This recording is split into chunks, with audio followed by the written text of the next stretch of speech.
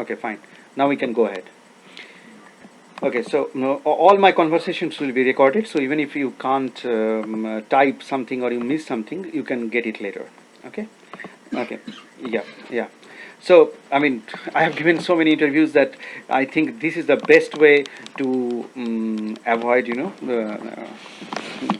yeah, many times we need to give clarifications and something, and this is the best way to go ahead. Okay, so so so so this long time back, when microtubule came into being, something changed in this planet Earth.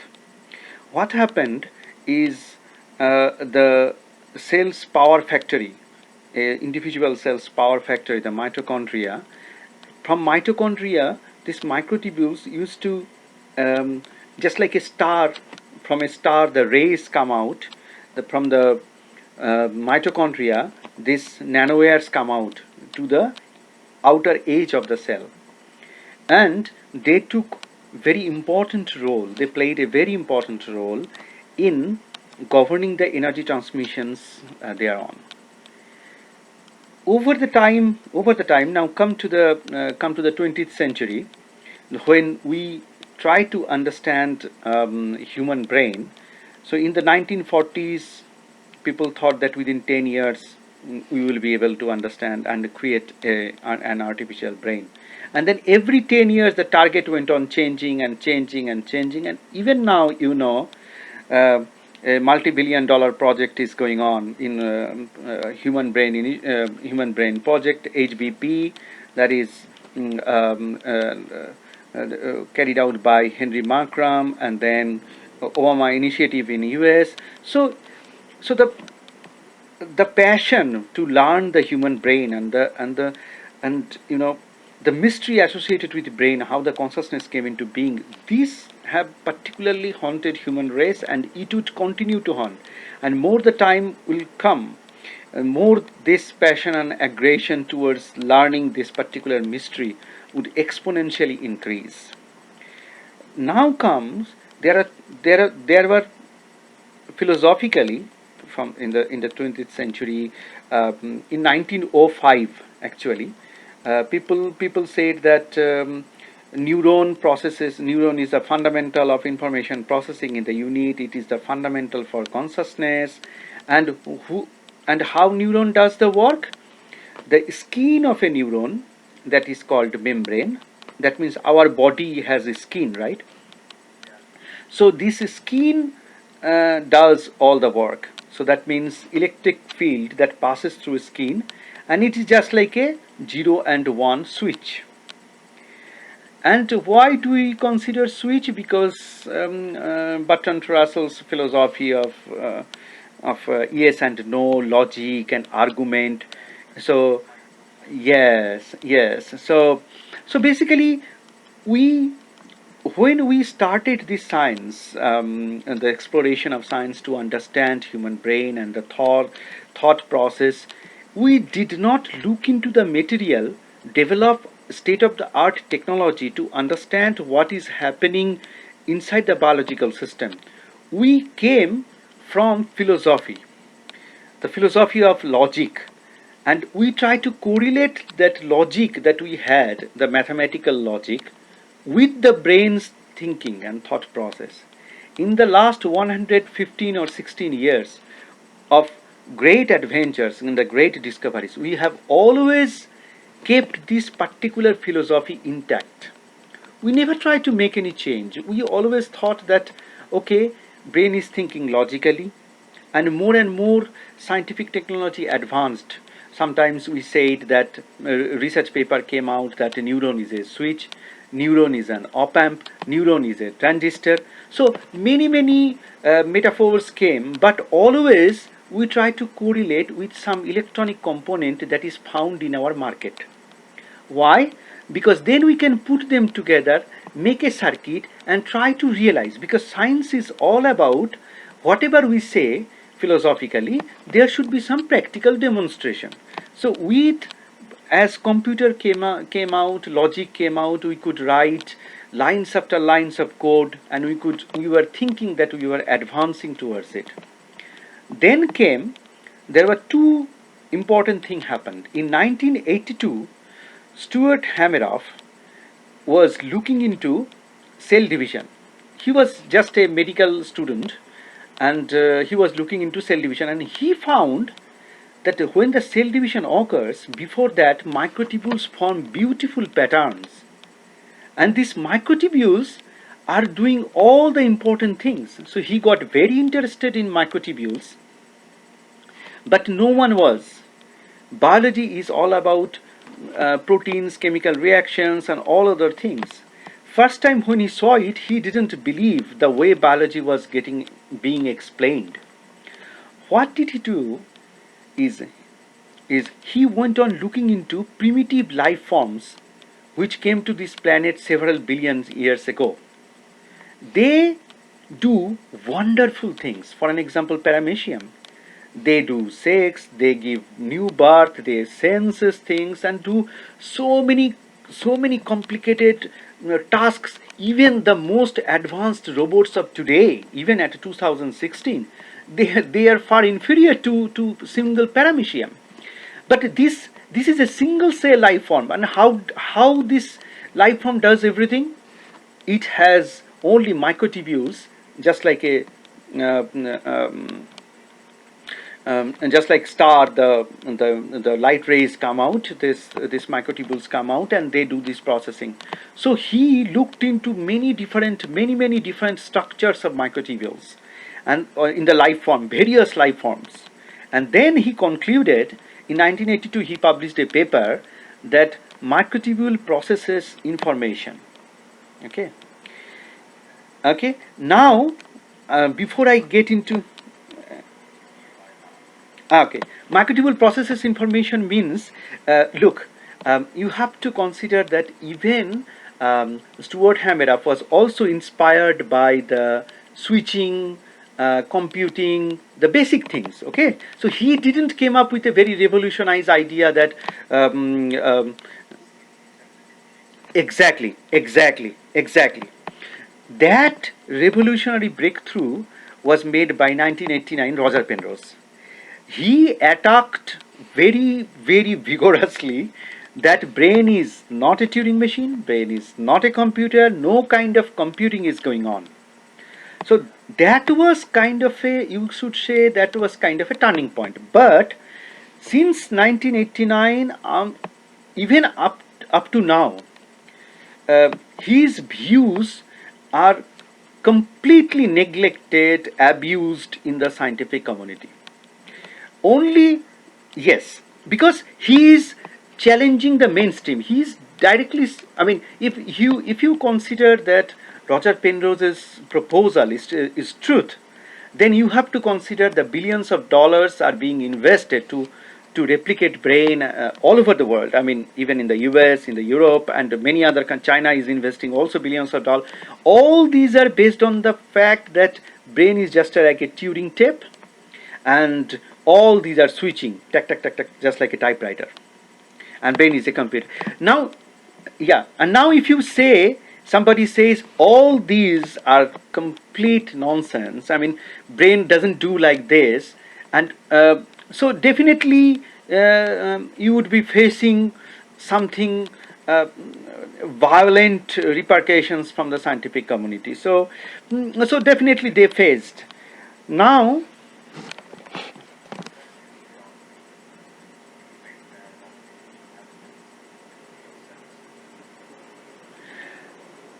no, see that mm, before, actually, the science of non-logical computing has not yet been developed. We were the first group in the world to go for it in 2005. So we came much later. So now after 1989, Roger Penrose was looking for some material that would because his book was all about philosophy. So I mean, attack was I mean, people started laughing. So 1995 he came up with a new book, Shadows of the Mind, I think. when when yeah, when both of them, Stuart Hameroff and then Roger Penrose, both of them came together, and then they said it is happening in the microtubule, because you have to tell the name of a component. If it is not neuron, if it is not A and B and C, if it is not chemicals, if it is not this, then where it might be happening. So they roughly proposed this kind of thing. Now, in uh, I started working on supramolecular electronics in 2001. So 2001 to 2004 and 2005, I was working on supramolecular electronics. What is that? Suppose you have a molecule A and molecule B. So if you combine A and B, you will not only get the property of A and B, you will get some new property. That is because of them together. So this is a new kind of electronics that was being proposed. Now after this, I got interested in developing some organic jelly like the brain. So I was a material scientist and physicist, and I was looking into this. So in 2008 to 2009, uh, so the fourth circuit element was proposed. So it was kind of a, so I didn't know who is Stuart Hameroff. I didn't know who is Roger Penrose, or what they have talked about. In 2008, a Nature paper came out where they claimed they have invented, Hewlett Packard Company claimed that they invented fourth circuit element. Fourth circuit element people were looking for 150 years. And they said that this fourth circuit element is where you store charge like a capacitor and it produces magnetic flux like an inductor. So it's a completely new device which nobody could found, and then Nature paper claimed, and then I challenged the paper because I found that paper to be wrong, fundamentally wrong.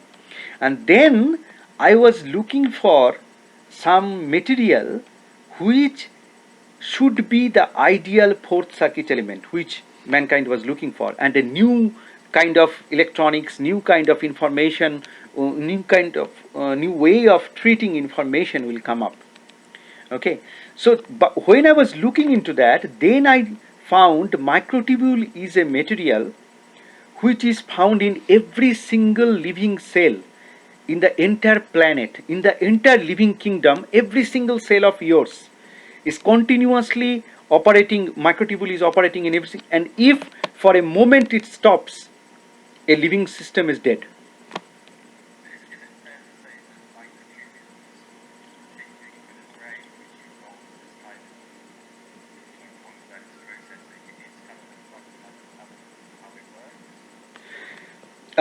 Microtubule is the fundamental element of any living cell, not just the brain. Entire body, every single cell, continuously microtubule, this nanowire. Actually, you can call it a nanowire. So nanowire grows in length and shrinks. It shrinks and grows continuously, and it transports vesicles. It brings food, supplies energy. Every single thing is done by this. What happens in the brain is that the neurons have are packed with microtubules. Those microtubules doesn't grow or sink, and the density of microtubule is huge, enormous in the neuron cells. So each neuron cell may contain 5 to 6,000 of microtubules. So that means it's a bundle of microtubule, the neurons. Yes, yes. So in 1993 in Japan, a group of scientists um, had frozen the neuron action, and then they cut it, and they could image that microtubules are so dense inside the action, or the inside the neuron cell, that their difference between two nanowires is only 50 nanometer. Can you imagine? Just 50 nanometer. So it's a solid concrete of microtubules.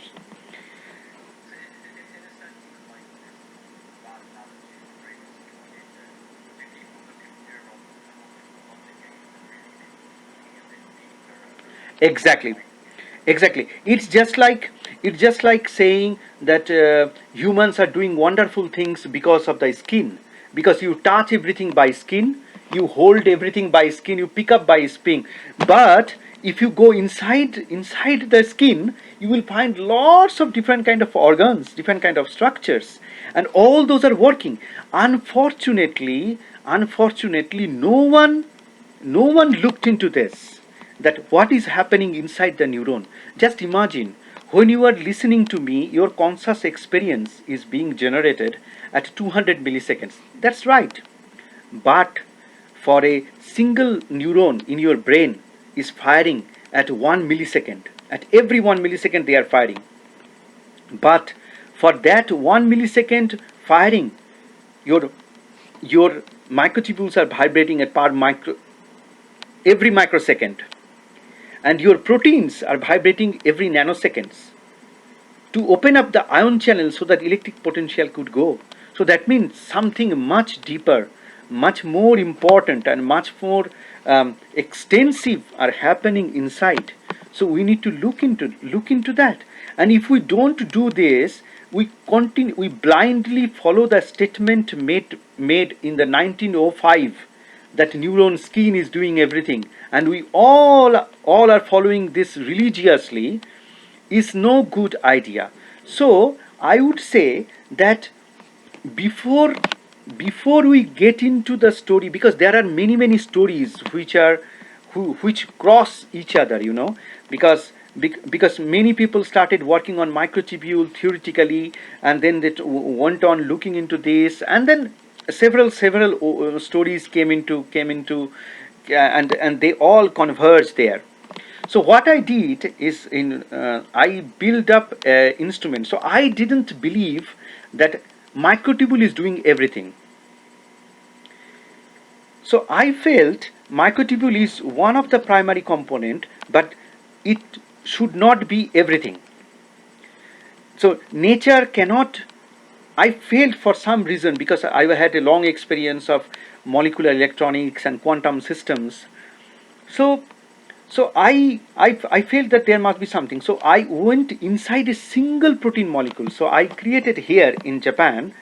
I have a laboratory where we have unique machine which does not exist anywhere in the world.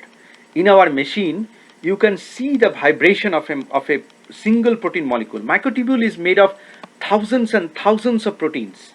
If you go even inside, you can find beautiful vibrations. And that is just like a person sings, the singing frequencies, composition of singing frequencies, and you can exactly, and then you see its vibrations, you can visualize. So it's a singing and dancing together. And we found a beautiful thing, that even if you take a small part of the protein, you find some other singing at a very fast rate. That means, say, femtosecond. Some atomic groups are singing in a femtosecond, some atomic groups are singing at picosecond, whole protein is singing at nanosecond. Then those proteins, when they make microtubule, they are singing at a microsecond. When those large number of microtubules inside a neuron starts vibrating together, they sings at millisecond, which changes ions, and we call them this. So clock inside a clock, inside a clock, inside a clock, inside a clock, inside a clock. So it's a fractal layer of clock. So it's just like you have a clock which shows a day, which shows an hour, which shows a second, and you can go for like this ever up to the, say, atomic scale, and then you can go up slower and slower and slower and slower. So it could be just whole life is just one tick of a clock. So these things.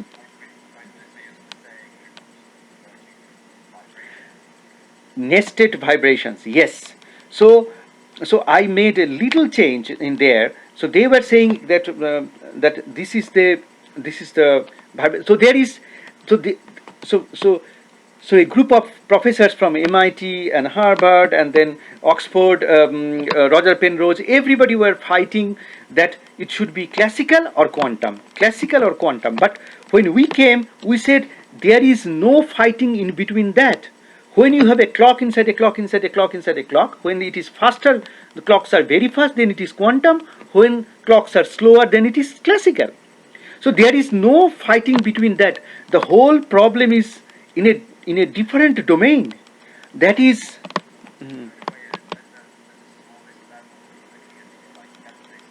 yeah, yeah, yeah. Absolutely, absolutely. Yes, yes, yeah, yeah. But there is one interesting thing. There is something called beating, which Roger Penrose have been talking for a long time. So beating means suppose two frequencies are very nearby, okay, and they are vibrating together.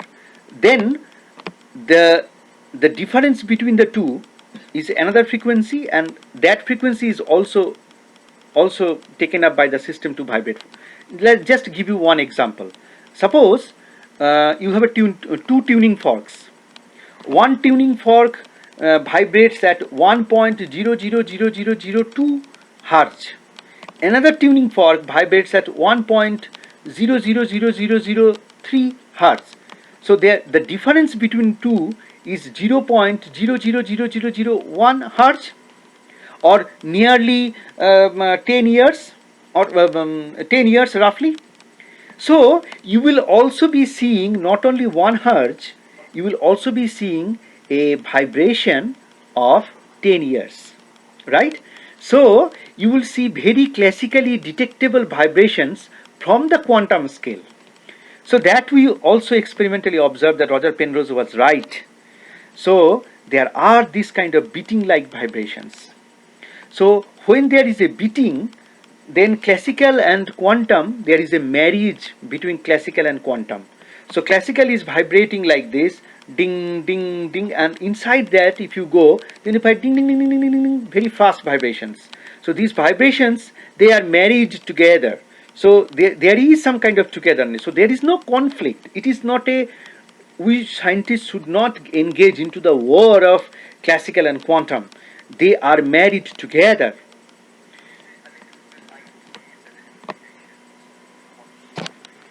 Yeah.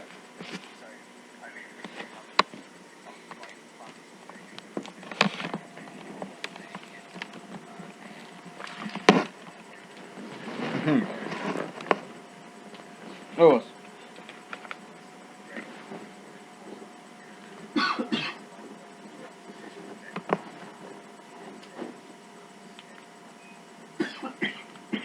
Okay. So, hello. Can you hear me? Yeah. Yeah. So, uh, uh, the advantage of quantum is phase space. So I'm sorry, I'm using this technical term, but there is yeah, yeah, yeah. So I will explain with a simple analogy. So you, a few minutes back I told you that Roger Penrose said that brain is not a Turing machine, and he had to face severe criticism from everybody.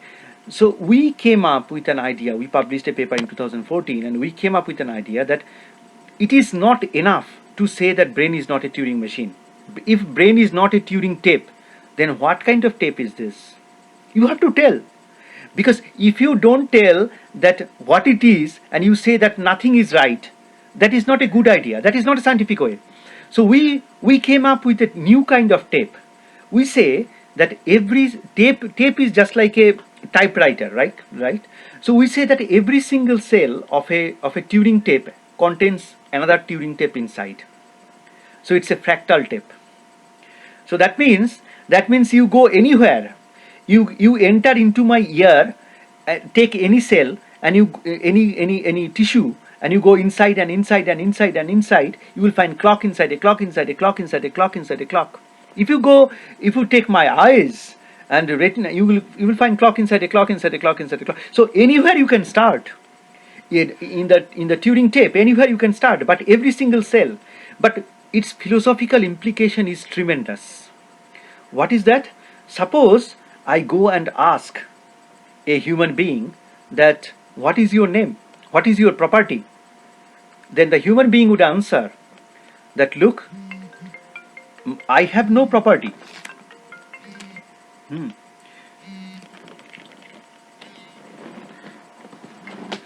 I have no property.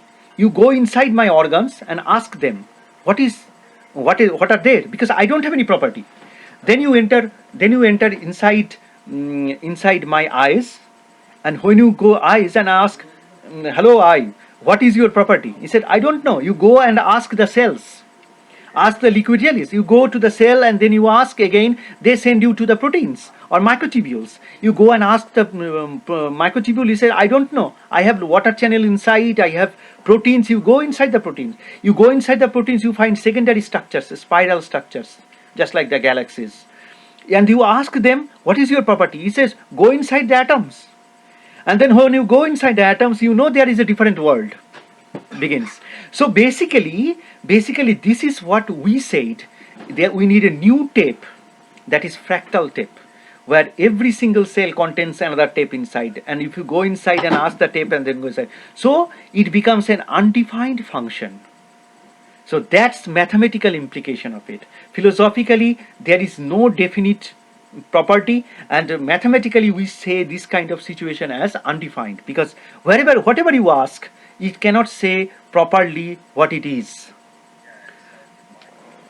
Yes, yes, yeah. So if that is so, then then the whole situation becomes little bit dicey. Okay, so we took that and we developed a new language to operate, because normally you have to have normal information processing theory. Information processing theory tells you there are bits, qubits, 0 1, or 0 1 superposition. So when you have classical or quantum, they are basically same. To do quantum computing, you need to write a program. To do classical computing, you need to write a program. Except faster speed, quantum doesn't have any advantage. You have very fast speed. I mean, the computation doesn't take any time. But quantum advocates do not tell us that to write an algorithm, how much time does it take? For an example, just a self-driving car, you have 1 million lines of codes. Who is going to write that? You are sitting in UK, you had absolutely no clue that we will have an interview. And I also had no idea that we are going to have an interview. And what are you going to ask me? Even the next question, I have no idea. How and which direction you will move, I have no idea. Still, I am processing your queries, I am trying to understand your mind, and I'm trying to read it and trying to give as possible, and I'm writing my program instantly. And I'm processing and executing this. So this is a completely different behavior. So that's why we invented another language. We call it geometric musical language. So this is yeah, geometric musical language, because we have not invented it from imagination. We studied microtubule and many different proteins, and from the experiment we found that it has very different way of processing information.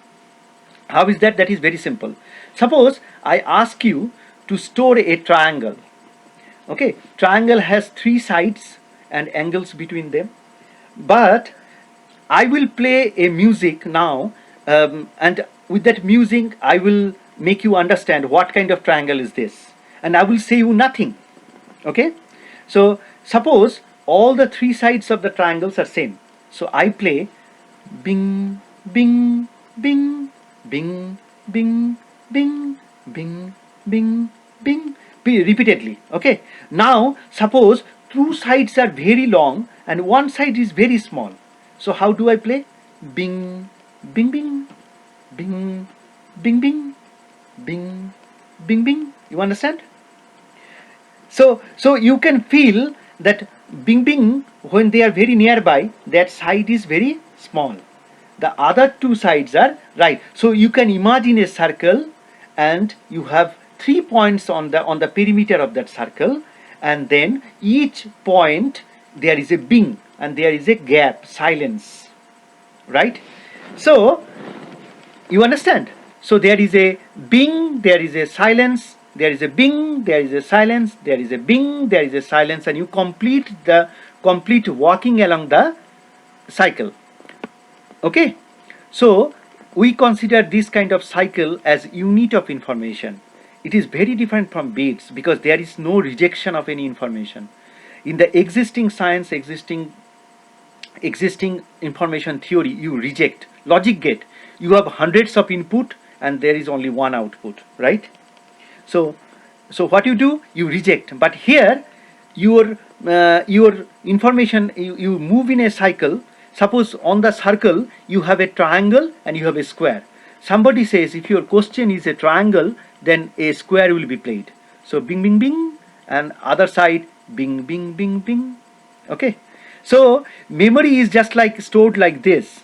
So every single information, so your decision is made. Suppose it's stored in your brain as a triangle and then a square. So as soon as I play something, I show you a triangle, immediately in your brain the time cycle loop starts playing the music, and then triangle to square is played. So there is no rejection of information, but still you can make a decision. So that's complete violation from the 100 years old information theory. So this we observe. Now, have you noticed that how did you understand that the triangle is a obtuse triangle or equilateral triangle? So bing bing bing bing bing bing, time gap is same. So you say that the triangle is same, all the sides of the triangle has same length. But bing bing bing bing bing bing bing bing bing bing bing bing. So then you understand that it is a long path, there is a silence. So actually if you think of, your actual information is not in the bing, your actual information is in the silence. Exactly. So Noam Chomsky, when he worked in the 1950s on different languages of the world, he proposed the reason he got the Nobel Prize, because he proposed that all the languages of the world are actually same. A unified language was there. How? What was his scientific basis for his proposal? The gap between different letters vary uniquely. Okay, so this is one research which tells you that information is not in the bing, information is in the silence. And also in the, exactly, and in the 1950s 55 55 to 1980, first a young physicist from India, R. Pancharatnam, and then Berry from US. So they developed a particular protocol of quantum that is called geometric phase. They say that suppose you are moving around a circle, continuously running around a circle. In classical world, if you run around a circle, after you come back, no one can tell the difference. But in the quantum world, there is a difference. You count the phase. So this is another part of the quantum that was missing, and that is exactly, absolutely. So when we develop this language, this is actually quantum, but much more complex than the conventional quantum, because you have,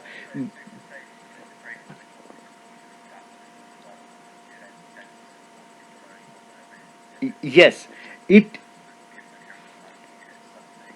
beyond quantum, more than quantum. But that was also said by Roger Penrose. Roger said that brain is not a quantum computer but something beyond. But what is that? We don't know. Now we are saying explicitly what is beyond. What is beyond? Suppose you have a just imagine now I have told you geometric phase, okay, of quantum, which is very well known in quantum, but in quantum computer it is not used. We are using it, but we are using something beyond. Like suppose you have a time cycle, and your triangle is being played, that is also a circle inside a circle. On the perimeter, suppose imagine a circle, on the perimeter of that circle draw two circles, one at one side, one at other side. In that circle you draw a triangle, and in another circle you draw a square. So what will happen when your music is being played? First triangle is played, after certain time gap square is played, after certain time gap again triangle is played, right? So circle inside a circle, inside a circle, inside a circle. So geometric phase inside a geometric phase, inside a geometric phase, inside a geometric phase. So what you get? Fractal phase. So this was not mentioned in the quantum. So that's what we are saying, that you need to go little bit beyond quantum. So instead of one imaginary phase, you need to take many of them, at least three, one inside and one above. So that's what the quantum kind of computing that we are arguing for the brain from the experimental data.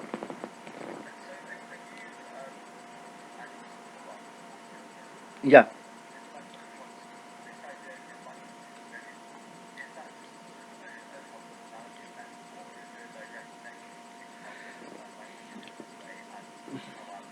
I think that's a direct connection, because I talked to Noam Chomsky about this when I was in MIT, and with a long conversation, and we had several email exchanges regarding this particular issue, because he stood up and he said that if you cannot tell what is information in the brain, because this idea, this way of putting the argument is actually I copied from Noam Chomsky. He actually inspired me, because I listened to him, and he was the first person who said that if you do not know what is the unit of information in the brain, all the research that you are doing are absolute nonsense. If you do not know what is the elementary machine, the machine that I said means Turing tape inside a tape inside a tape. These all questions I tried to answer because of his comments, because of his strong criticisms that try to find out simple answer to the query. I mean, if anybody asks you what is information in the brain, you say bits, but bits you imagined before and you trying to force biology. But have you done the experiment, and have you found out the how is nature is storing information? So that's why we went back to the laboratory. We went on trying to find out really how the information is being stored, and then we find that it is very different from whatever we have imagined so far. Hmm.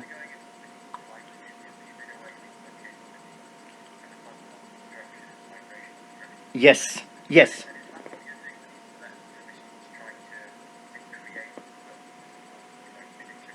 yes. So exactly. So what we do, we yes, yes, yes.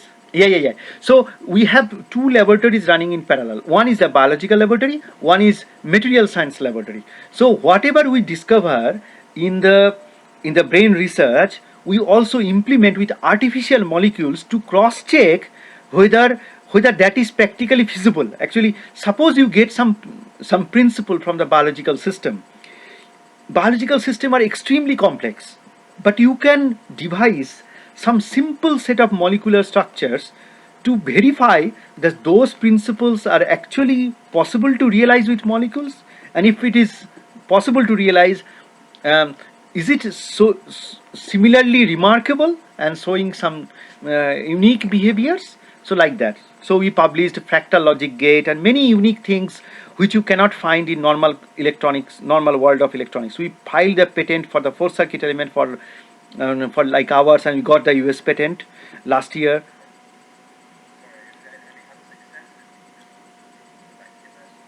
Yeah, yeah, yeah. Series. I mean, we have filed already 5 or 6 patents. We created a particular kind of jelly-like smallest life form, organic life form, where we have sensors, molecular motors, we have decision makers, and then we pumped with a particular set of vibrations to kill the cancer cells, Alzheimer's cells, and it has been verified in various different laboratories across the globe. So we have given those materials to many different laboratories to test. And Exactly. No, we created in, yes. Yes. So we followed the principles by which the biological structures are organized. That is in the phase space, geometric phase, phase inside a phase, inside a phase. So it's a beautiful way of doing it. So all these years, philosophically speaking, all these years, when we were doing scientific experiments, we were looking for signals, right? Where is the being? Where is the being? I mean, when we get some response, a huge response, we used to say that, oh, here is the signal. So the machine, we used to connect the signals, and then we try to get its intensity, is value, its magnitude, or something. Now we are arguing that don't look at the being, don't look at the signal, look at the gap between the signals. Look at that gap, how their gaps are arranged. So nature is writing information in the silence. Being has nothing to do, it's just a explosion of singularity. So inside a being, if you go, you will find many beings and silences. And if you take another being and you go inside, you can, with a high resolution machine, if you can deconstruct, you can find many combination of beings.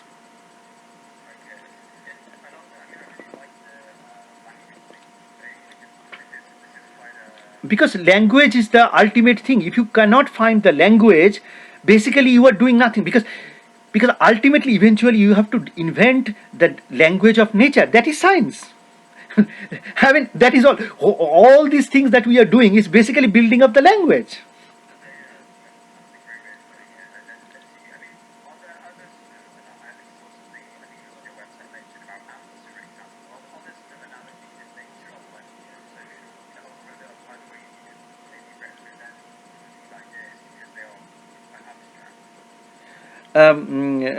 Other ways means, if you could um,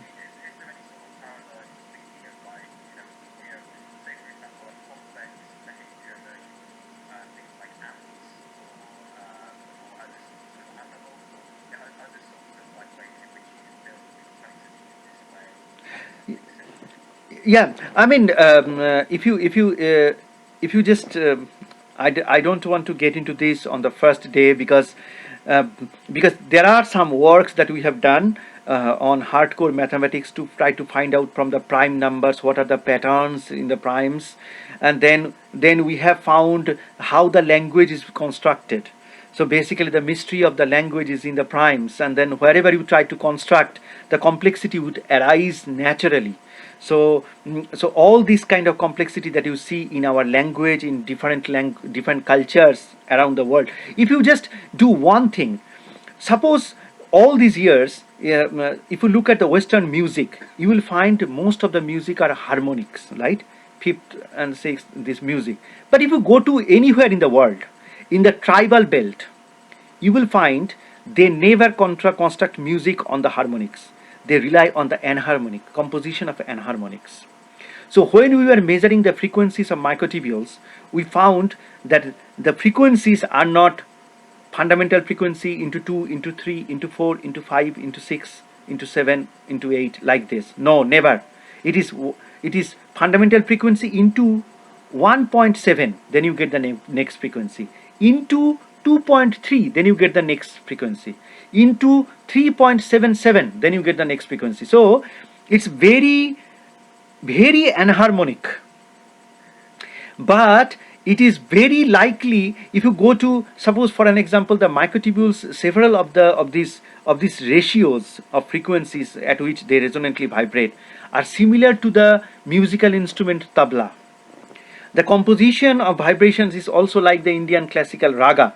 And I was astonished that many African tribals and even the Latin American tribals, their music is also similar.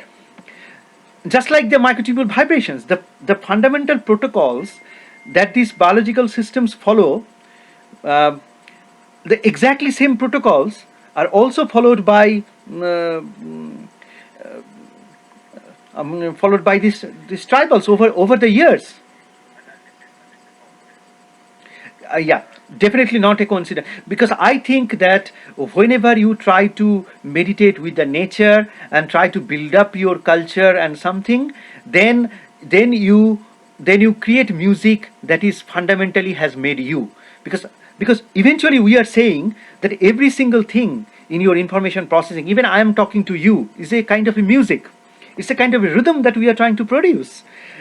I mean, it's a rhythm that I can see, but everything. But what we have done, we have created schools, we have created universities, we have created grammar for music, and we try to we try to develop some certain grammar, try to force our students that this kind of harmonic way, because harmonic way, teaching in a harmonic way does not require perception of nature. It requires only following certain set of rules, and that's why we have created a very wrong notion of music.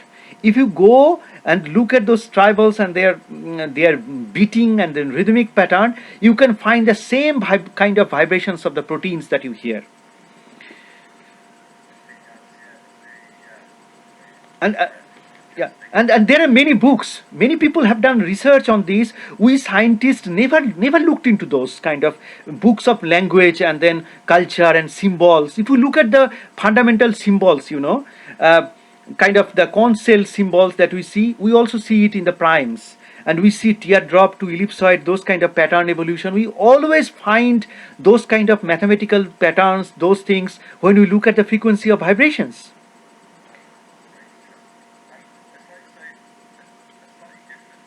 Yeah, yeah, yeah,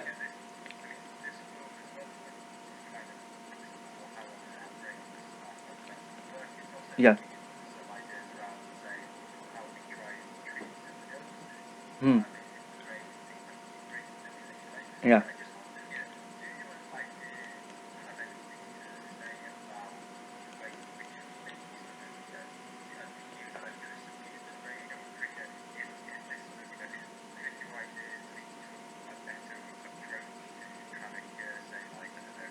Yeah, yeah, yeah.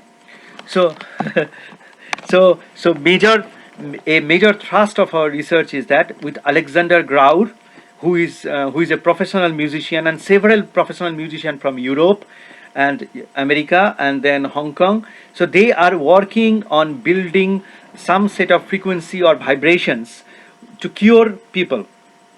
So so we are giving them the ratio of the frequencies and how could be treated, because we have already created artificial machine by pumping vibrations we could treat. But there are many people, uh, no, electromagnetic. So magnetic part is quite important. Hmm. And then this set of composition of frequencies is important. One magical frequency doesn't work. A set of composition frequencies, their ratios is basically which holds the information, as I told you.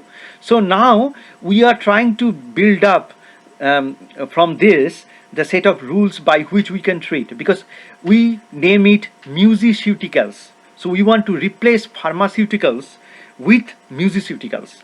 So that means a set of vibrations that will be pumped to you, and those vibrations will transcend to the molecular scale and rectify. We have published one paper last year in Scientific Reports of Nature journal, where we have demonstrated that by pumping particular set of frequencies, actually you can recover the, you can treat the misfolding of a protein. All the diseases in human body are because of the misfolding of proteins. Proteins get misfolded in such a way that it cannot recover to the initial structure. Sometimes, for an example, prion protein misfolds, and that's why a person loses his consciousness, and within 6 months he dies. No medicine. So prion. Okay, so clinical, yes, clinical results we have published. We have published one, and more clinical results will be coming on the human treatment and human trials. So those are going on at different places.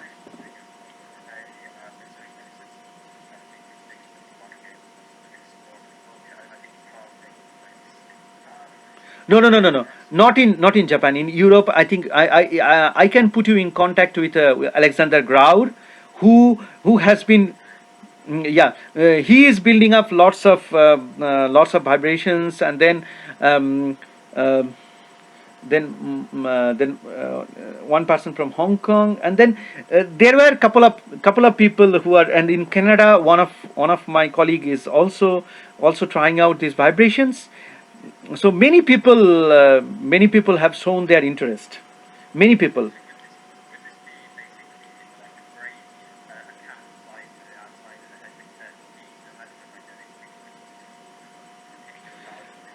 Uh, yeah. So the point is that I told you one thing. I told you one thing, that there is a clock inside a clock inside a clock inside a clock inside a clock. That is the whole biological structure, right? So there is a frequency inside a frequency inside a frequency. So if you go down, you need to give frequency at various different scale. That means you will also be sent some music that you can really hear. You will be sent some vibrations to your body on the skin, which you can feel, mechanical vibrations, and at the same time there will be electromagnetic also. So we are saying not only electromagnetic alone cannot do everything. You need mechanical vibration like sound. Music is a mechanical vibrations which is imparted on you. There will be ultrasound vibrations, there will be magnetic field, even the temperature gradient on your body, that is a thermal or IR range. So so heat or thermal or coldness is nothing but 5 to 6 terahertz, right? When you are in UK, maybe it's a 5 terahertz. I'm in Japan, maybe 5.5 terahertz. That is the normal heat flow around your environment. When Yeah, so when we are going to apply or treat a human, unlike what others did, send them particular magical frequency to a particular magical point in the body, and just like a god you get cured. We say it is not possible, absolutely nonsense, because whole body.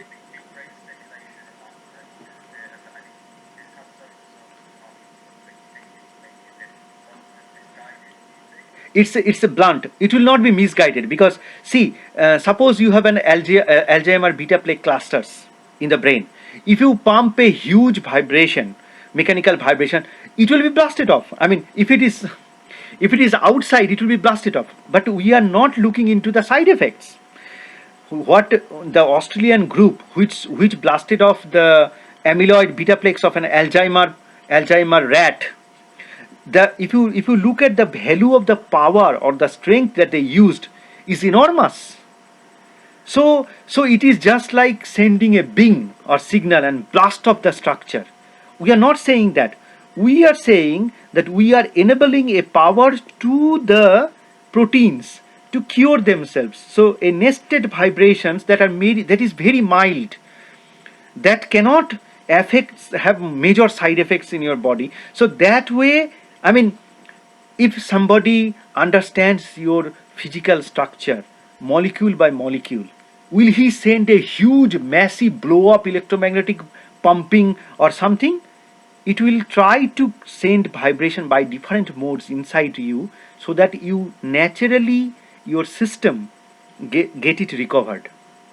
So that is like a new kind of technology. Otherwise, it's a voodoo science. I mean, you take a huge powerful waveform, and then you just you do something.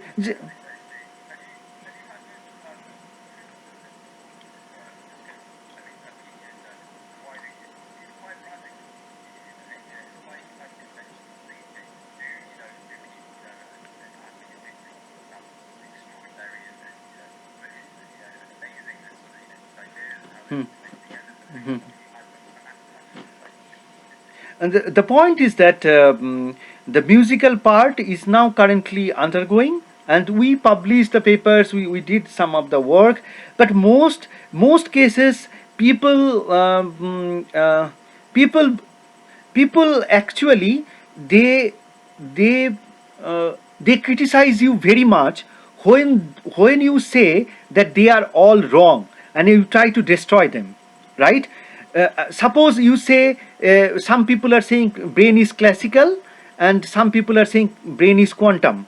So what you do, you say that classical people say quantum people are absolute nonsense, and quantum people say they are idiot, they do nothing. But somebody comes up, they say there is a inherent relationship between the two, and that said something, then you are not killing, you are not eating the food for anybody, you are not trying to destroy anybody, you are saying something different which is not destroying any part of the mainstream science. So then people don't get into attacking, because they find that their position is secured. So actually, whenever a scientist or an educated person gets on to kill somebody or some threaten somebody, that oh, absolute bullshit or absolute nonsense, only then when their own food or their own survival is yeah, it's always political, it's always, I mean, it has always been political. So if somebody comes out with a proposal that is not harming them, I mean, that is saying that look, this could also be, I mean, I'm not saying brain is not a classical, I'm not saying brain is a quantum, but I'm saying it is using a geometric phase in a very different unique way. So if you spam vibrations in this way and that way, then you can do this. So it has nothing to, it is not. For an example, when Roger Penrose says brain is not a Turing machine, what it does is nothing to do. So that means he is simply rooting out entire artificial intelligence, entire world of artificial intelligence. But when I am saying that it's a nested network, and now if it is a nested network, then so simply you cannot treat. You need to be little bit more careful. Just you go to the transcranial ultrasound and you pump it, and you are saying that I will cure.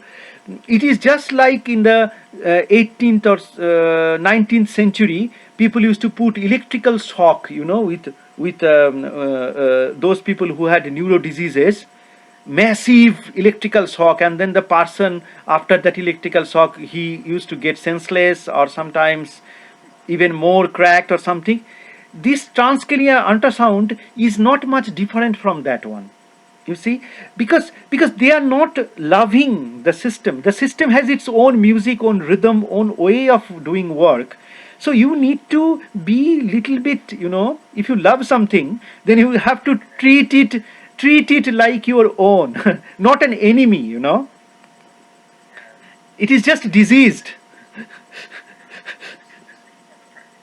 Yeah.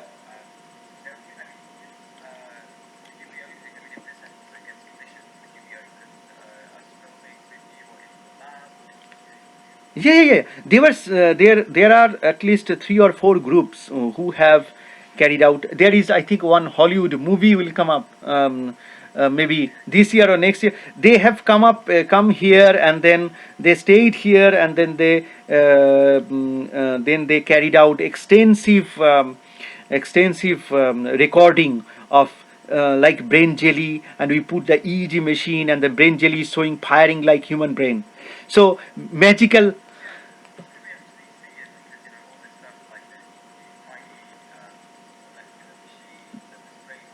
Yeah.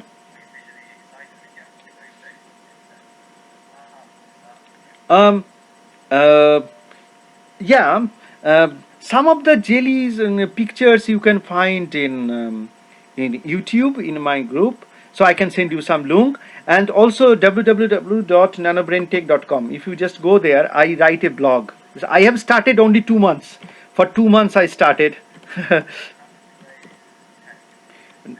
Yes, nanobraintech.com. T tech.com.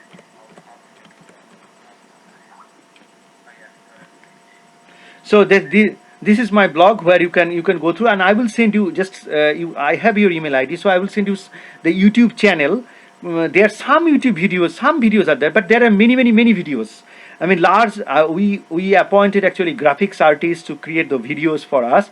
And if you go to, for an example, the our papers online, then those if you go to the supporting online material, you will find lots of videos. For an example, our scientific reports, if you go to online, just send, I'm giving you just one link. So if you look at the videos, you can actually visualize how the protein vibrates and music happens. One thing I would tell you, that until before our research, proteins were only considered that they exchange ions and they mechanically vibrate.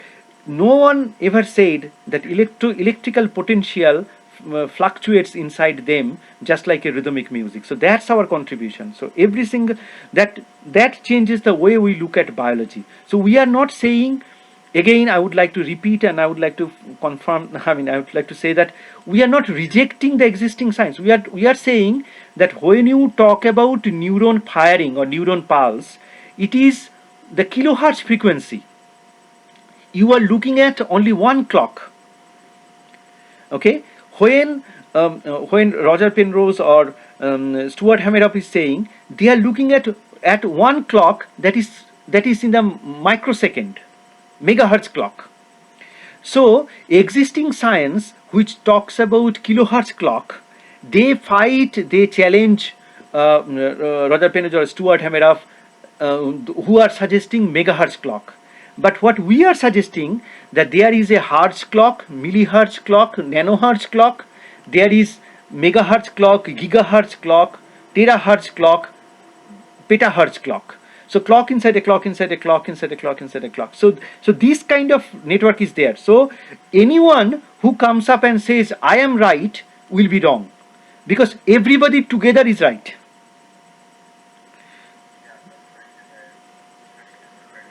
Hmm. Yeah. Hmm. Yeah. I mean, today I was actually free because tomorrow morning I'm going, so I will also be free. So just let me know. Hmm. Uh,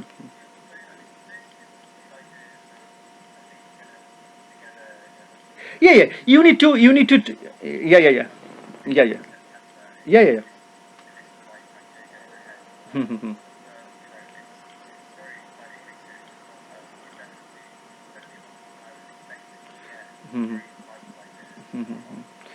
Yeah. October I will be in Sweden. So if you come, then we can meet over there. Okay. Um, so okay. Bye for now, and then you go on research. And if you have any queries or questions, you can put me in email. And after I have given you already my India phone number.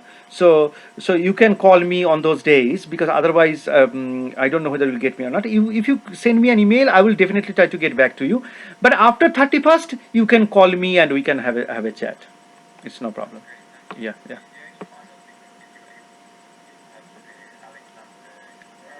Okay. Uh, uh, for music, I think he can. Alexander Graul can tell a lot to you. So what I'm doing, I will forget. So I'm just now forwarding. I'm just forwarding to Graur, Alex Graur. He has been working on this music for a long period of time, and he is actually many people are saying the music that he has produced, because there are lots of music you can already understand. I can send you some music files also. You can listen to the music, how proteins vibrate and what is its music actually. So those are created by musicians, we not we, but raw data. So Alex Groud, and then it's Thomas Thomas Leuton, Google man. Okay, so I'm sending email right now. Dear Alex, could you please give an interview to Thomas to explain your ideas? I have another thing. I have 45 minutes interview of Alex. I took his interview when he was first explaining how did he expanded our research. So I can send those YouTube links to you also.